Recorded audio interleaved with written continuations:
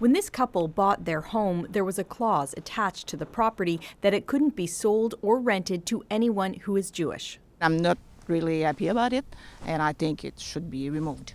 This land was once owned by Alphonse Waegener. He sold it off in parcels in the 1950s and 60s with that discriminatory clause included.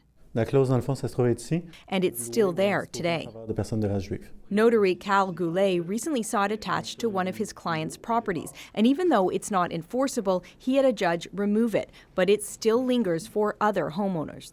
Je vais vous dire pourquoi. Waegener's 99-year-old son says his father had the clause added to please buyers at the time. Il voulait acheter avec ces conditions-là. Il voulait pas de juifs là-dessus.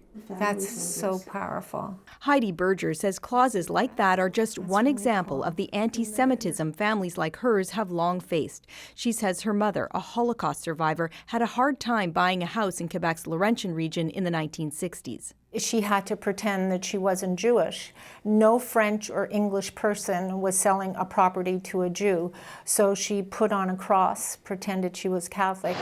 But the property clause isn't the only concern. The city also has a street and a park named after Waegener, and some want that changed. It wasn't correct then, back then. It's not correct now. And to me, it's fighting anti-Semitism. Waegener's son says he has no problem with people removing the clause, but he wants the street name to stay.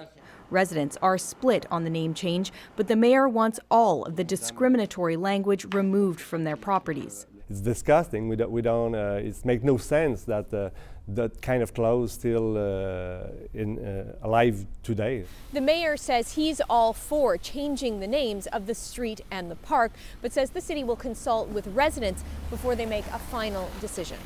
Alison Northcott, CBC News, Saint-Jean-sur-Richelieu, Quebec.